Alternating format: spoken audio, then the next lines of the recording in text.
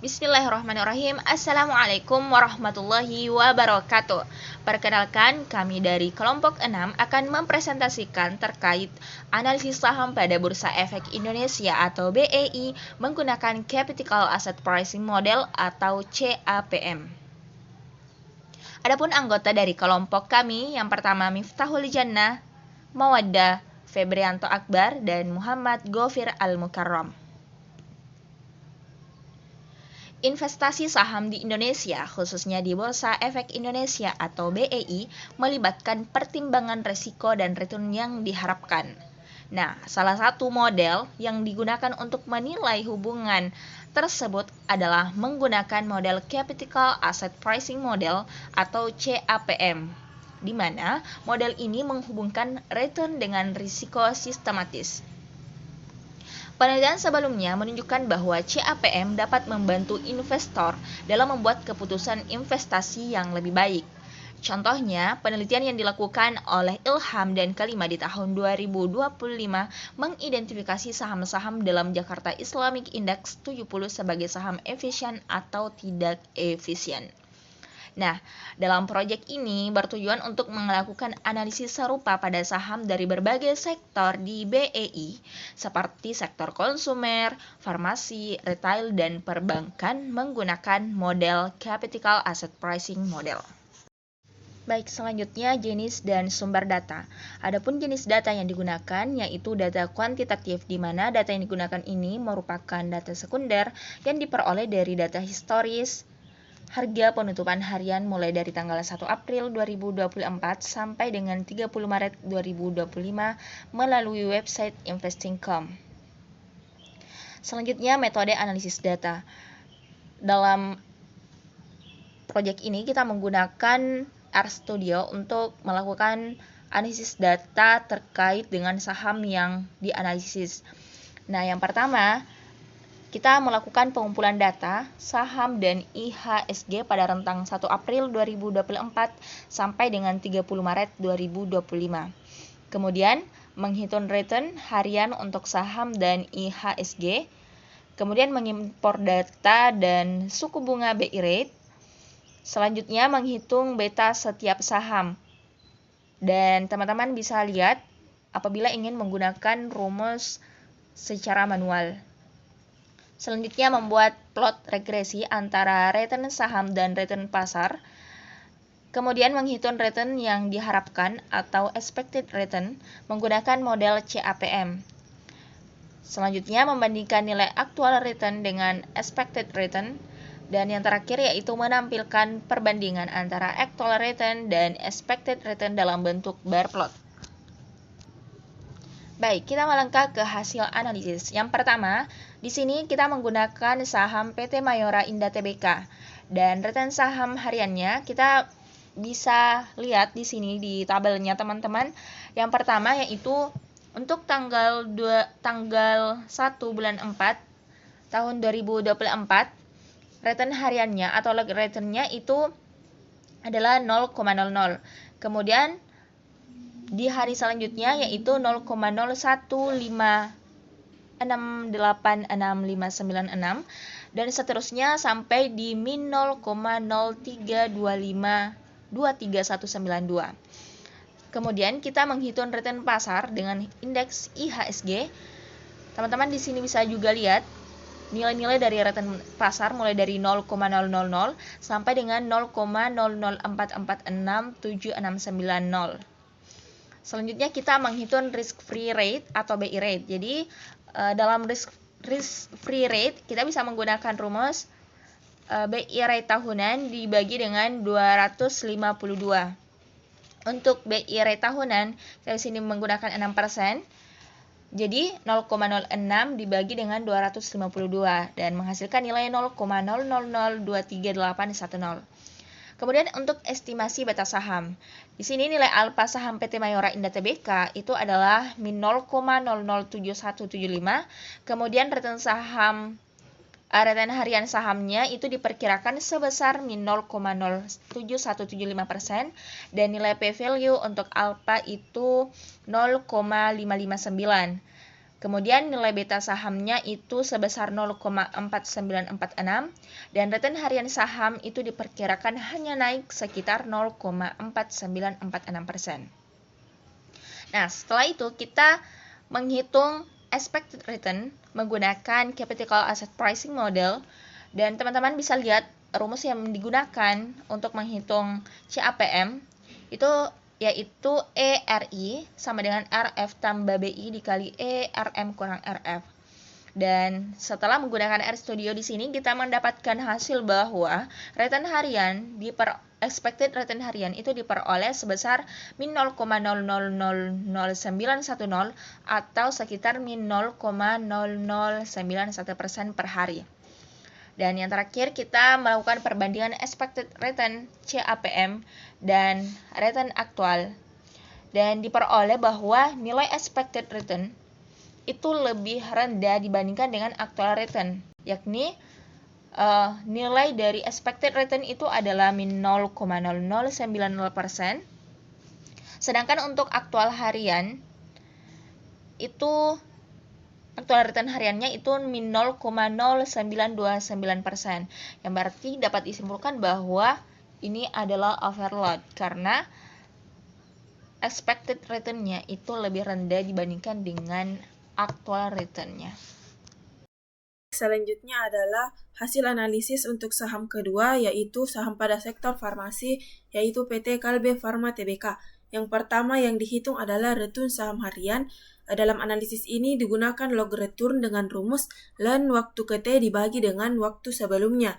Dengan menggunakan software R, dihasilkan hasil return saham harian pada tabel berikut.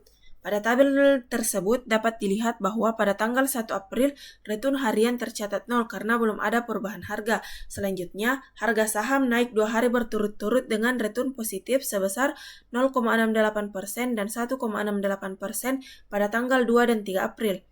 Dapat dilihat pula pada tanggal 5 April, harga saham itu mengalami penurunan sehingga menghasilkan return negatif sebesar 1,34%.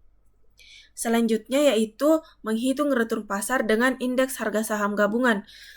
Indeks harga saham gabungan di sini digunakan sebagai proksi return pasar dengan menggunakan rumus ln IHSG pada waktu ke T dibagi dengan IHSG pada periode sebelumnya. Dapat dilihat hasil return pasar menggunakan indeks harga saham gabungan pada tabel berikut. Pada tanggal 2 April, IHSG mencatat kenaikan tipis sebesar 0,44%, kemudian turun sebesar 0,97% pada tanggal 3 April. Namun dapat dilihat bahwa ada kenaikan pada tanggal 4 April yaitu sebesar 1,21% dan naik kembali pada tanggal 5 April sebesar 0,45%.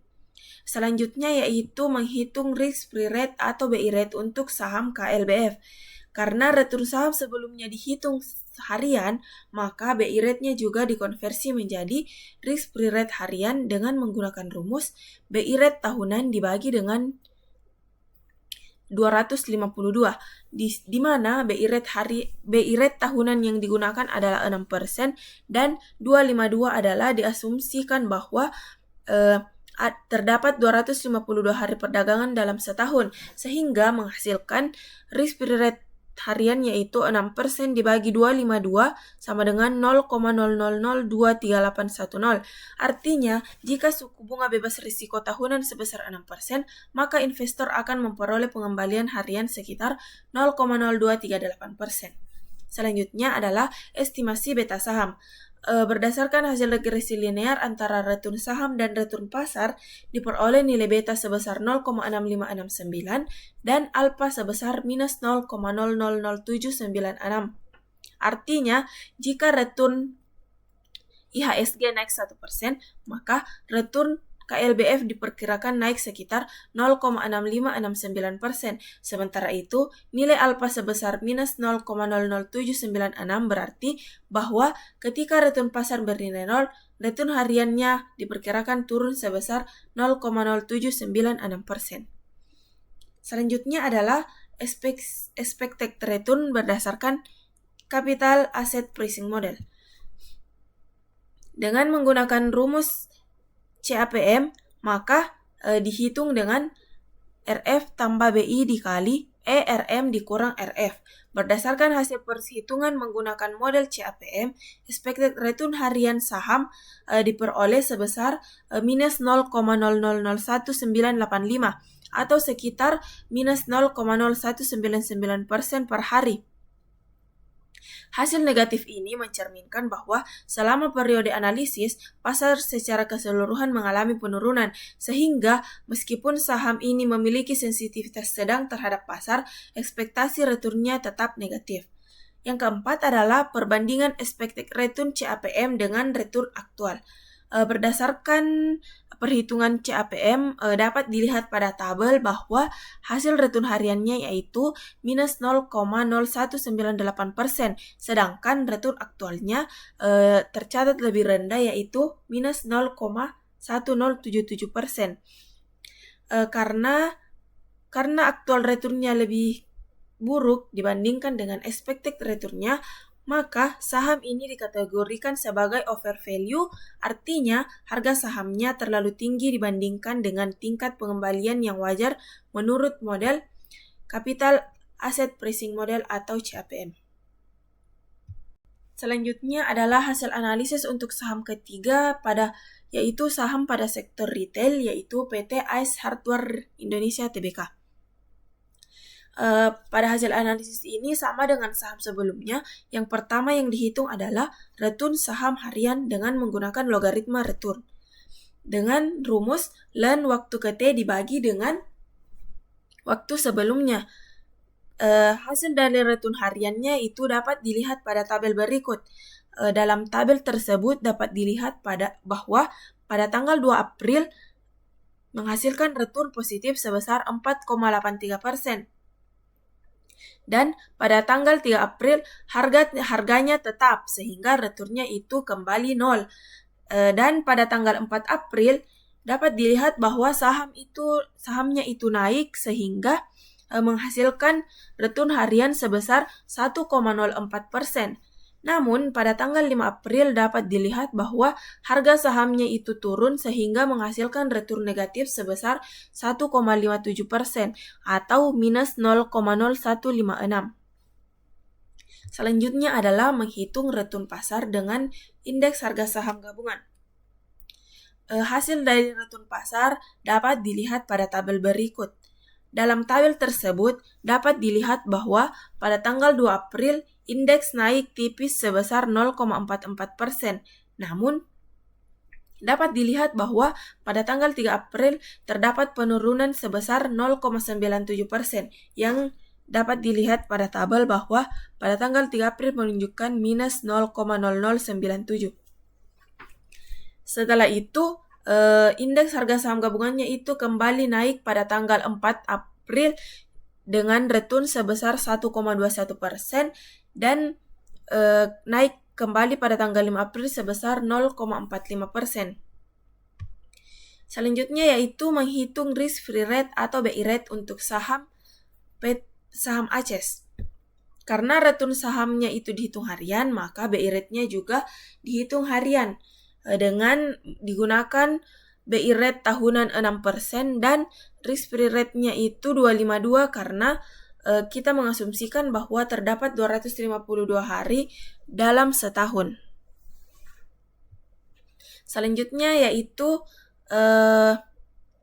hasilnya dapat dilihat bahwa jika suku bunga bebas risiko tahunan sebesar 6% dan terdapat 252 hari perdagangan dalam setahun, maka investor akan memperoleh pengembalian harian sekitar 0,0238%.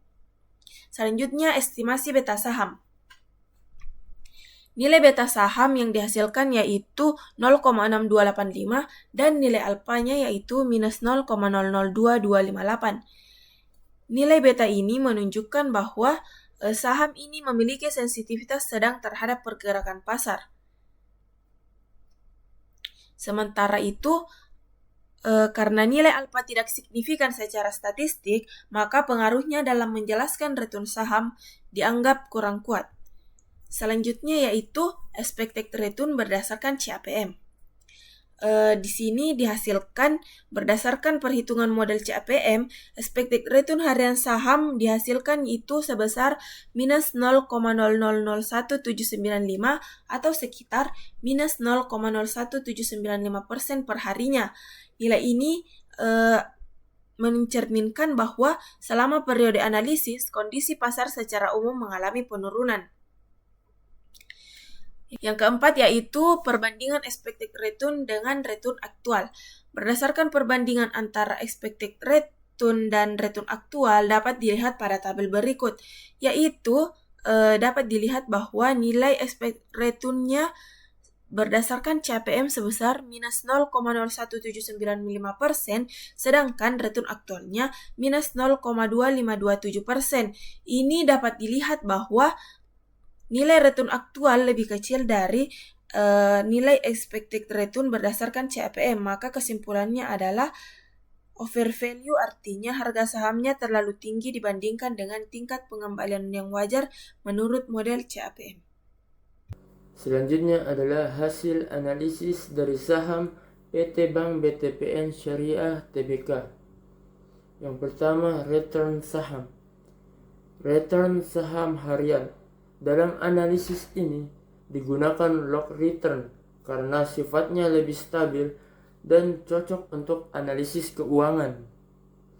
Rumus yang dapat digunakan untuk menghitung return saham menggunakan log adalah R saham T sama dengan ln PT per PT kurang 1. Dengan menggunakan software R, dihasilkan return saham harian dari PT Bank BTPN Syariah Tbk seperti tabel di bawah ini. Pada 5 hari perdagangan pertama April 2024, saham PT Bank BTPN Syariah Tbk menunjukkan pergerakan harga yang fluktuatif. Setelah stagnan pada 1 April, harga saham naik sedikit pada 2 April. Menghasilkan return positif sebesar 0,40%. Namun, pada 3 April terjadi koreksi cukup tajam sebesar min 1,60%. Harga sempat pulih pada 4 April dengan return positif 0,40%, tetapi kembali turun sebesar min 1,21% pada 5 April. Berikutnya adalah menghitung return pasar dengan indeks IHSG atau indeks harga saham gabungan. Dalam konteks ini, IHSG digunakan sebagai proxy return pasar. Dihitung dengan menggunakan rumus R pasar T sama dengan ln IHSG T per IHSG T kurang 1.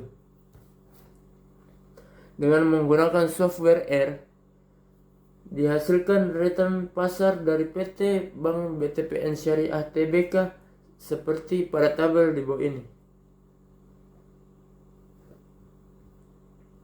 Pada 5 hari pertama April 2024, pasar yang diwakili oleh IHSG menunjukkan kecenderungan positif meskipun disertai fluktuasi.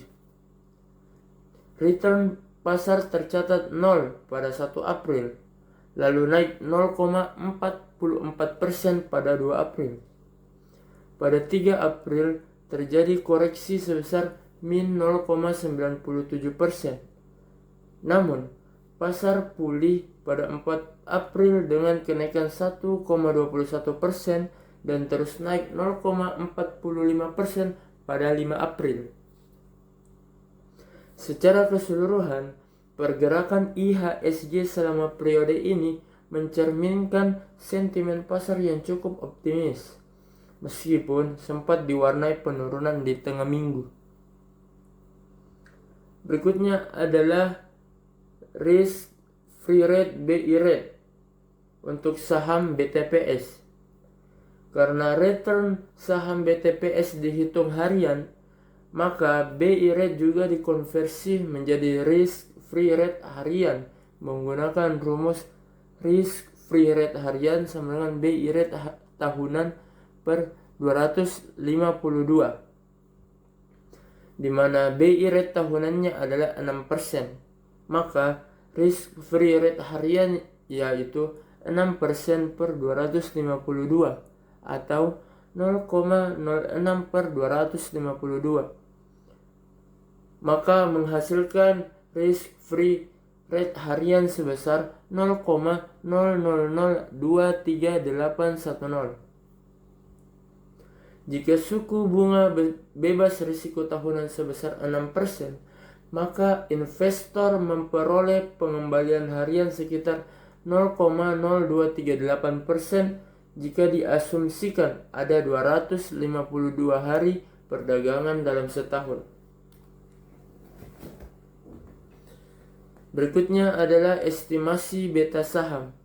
Berdasarkan hasil regresi linear antara return saham BTPS dan return pasar IHSG, diperoleh nilai beta sebesar 1,3262 dan alfa sebesar min 0,000558. Nilai beta yang lebih besar dari 1 menunjukkan bahwa saham PT Bank BTPN Syariah Tbk memiliki karakteristik agresif, yaitu pergerakan harganya lebih sensitif terhadap fluktuasi pasar. Dengan kata lain, jika pasar naik 1%, return saham BTPS diperkirakan naik sekitar 1,33%, dan sebaliknya. Sementara itu, nilai alfa yang negatif menunjukkan bahwa ketika pasar dalam kondisi netral atau return 0, return harian BTPS diperkirakan turun sebesar 0,0558%. Berikutnya adalah expected return berdasarkan CAPM.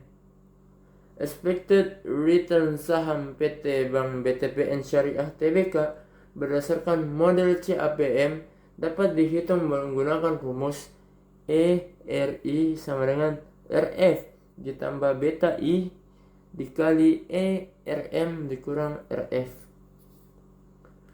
Berdasarkan perhitungan menggunakan model Capital Asset Pricing Model atau CAPM, expected return harian saham PT Bank BTPN Syariah Tbk diperoleh sebesar min 0,006447 atau sekitar min 0,0645% per hari.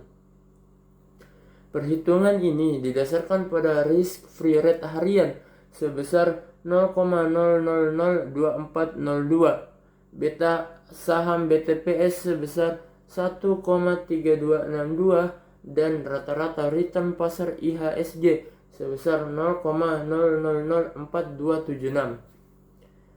Nilai expected return yang negatif ini menunjukkan bahwa meskipun BTPS memiliki beta tinggi dan cenderung agresif terhadap pergerakan pasar, kondisi pasar yang sedang menurun selama periode analisis tetap memberikan ekspektasi return yang negatif. Hal ini menunjukkan bahwa risiko tinggi tidak selalu diikuti oleh return yang tinggi, terutama dalam kondisi pasar yang lemah. Berikutnya adalah perbandingan expected return CAPM dan return aktual yang dapat dilihat pada tabel di bawah ini. Berdasarkan perbandingan antara expected return dan actual return harian, saham PT Bank BTPN Syariah Tbk dikategorikan sebagai overvalued. Expected return berdasarkan CAPM sebesar min 0,0645% masih lebih tinggi dibanding return aktual yang tercatat, yaitu min 0,1396%. Artinya, investor menerima pengembalian yang lebih rendah dari yang seharusnya mereka peroleh berdasarkan tingkat risiko beta yang ditanggung. Berikut adalah grafik yang dihasilkan dari perhitungan-perhitungan saham tersebut. Dan grafik kedua adalah grafik perbandingan dari expected return CAPM dan expected return aktual.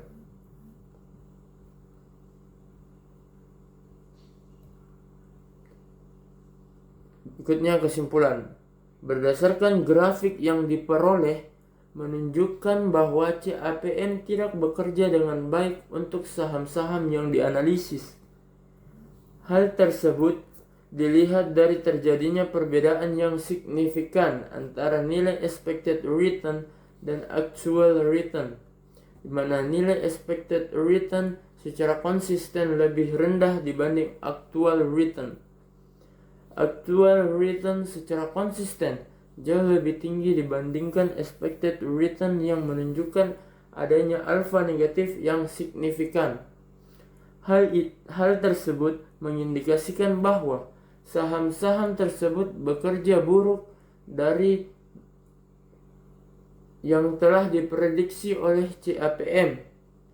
Adapun kelemahan pengujian berdasarkan data yang digunakan adalah periode data yang singkat. CAPM lebih baik dalam memprediksi return jangka panjang. Adanya keterbatasan asumsi data dan return negatif konsisten merupakan faktor lain kelemahan dari asumsi CAPM data yang digunakan.